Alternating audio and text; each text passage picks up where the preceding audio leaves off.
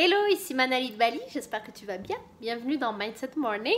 Donc aujourd'hui, je vais te parler des fautes d'orthographe. Alors certainement qu'il y en a plusieurs qui vont me regarder qui font des fautes. J'en fais aussi, tout le monde fait des fautes d'orthographe. Mais ce que j'ai envie de dire, c'est qu'on a été formaté à l'école pour justement éviter toutes sortes d'erreurs. Les fautes d'orthographe, moi je retiens ça parce que c'était horrible les dictées. Je sais pas si toi tu as vécu ça aussi, mais on faisait des dictées, mais ils avaient un système de notes bizarre que tu te retrouvais même pas à 0, tu te retrouvais à -20, -30.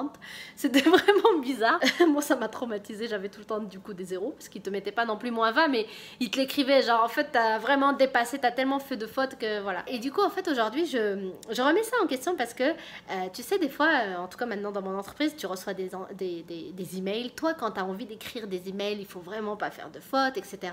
Et moi je me rappelle même quand j'étais d'ailleurs en dehors de l'entrepreneuriat, quand j'étais ingénieur, il fallait vraiment faire attention aux fautes d'orthographe parce qu'il disait, c'est ce qui se disait dans le milieu, c'était pas professionnel. Et ça c'est vraiment une pensée qui revient souvent, que lorsque tu fais des fautes d'orthographe, ce n'est pas professionnel, c'est mauvais, ça fait de toi, genre ça montre que tu n'es pas peut-être bon dans ce que tu fais, dans ton métier, dans ton activité, tu n'es pas pro quoi. Et moi j'ai vraiment envie de dire mais c'est pas vrai, c'est vraiment pas vrai. La personne elle peut être hyper intéressante, hyper intelligente, hyper forte ou hyper excellente dans un domaine, et parce qu'elle fait une faute où elle va oublier un S, ou elle va oublier un X, ou peu importe, tu vas la juger sur ses fautes d'orthographe et tu vas te dire c'est pas professionnel, donc ça ne sert à rien que je travaille avec cette personne-là.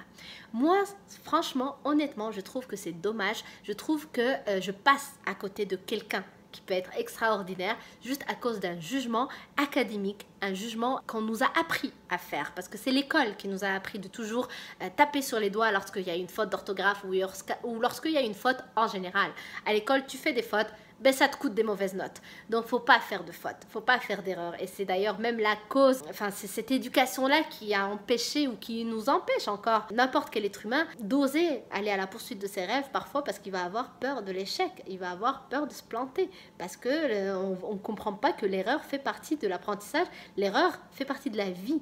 Et l'erreur, ce n'est pas censé être quelque chose de négatif, on l'a associé à quelque chose de négatif à cause de la façon dont on nous l'a enseigné et dont on nous a éduqués à éviter, parce qu'à l'école c'est ce que tu évites. L'école est faite pour éviter de faire des erreurs, pour avoir de bonnes notes. Ça tout simplement, ce que je partage avec toi, c'est vraiment d'aller au-delà des fautes d'orthographe. Si toi aujourd'hui tu rencontres, si tu es entrepreneur et que tu reçois des emails où il y a des fautes, va au-delà des fautes. Peut-être que la personne, mais certainement, la personne, elle va avoir des points forts ailleurs que dans les fautes d'orthographe. Et peut-être que toi, à part si tu veux prendre un rédacteur dans ton entreprise, franchement, ça te sert à quoi qu'il ait 100% dans l'orthographe, qu'il soit bon là-dedans? Ce que tu veux à la base quand tu recrutes quelqu'un ou quand tu es en échange avec quelqu'un, c'est parce que peut-être c'est un fournisseur, peut-être c'est un client, peut-être c'est...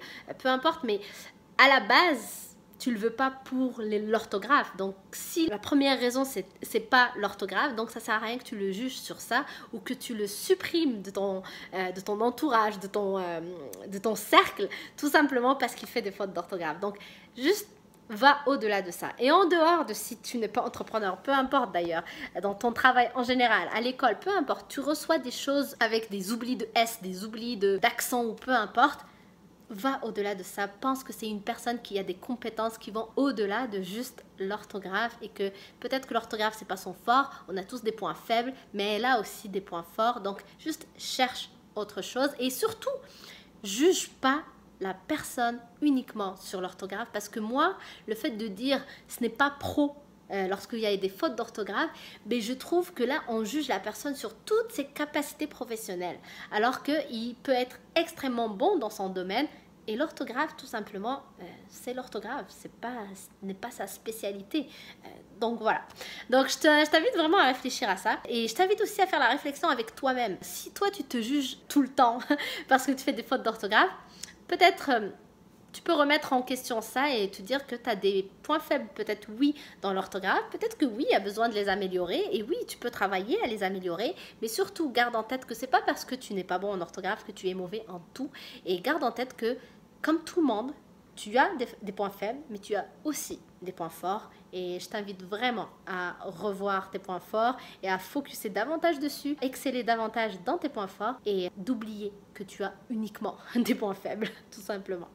Donc j'espère vraiment que cette réflexion t'aide. Merci d'avoir regardé cette vidéo. Si elle t'a plu, n'hésite pas à la liker, à la partager et aussi pense à t'abonner à ma chaîne en cliquant sur le bouton que tu vois juste ici et à activer la petite cloche, comme ça tu ne rateras aucune nouvelle vidéo. Donc je t'embrasse très fort et je te dis à demain. Bye!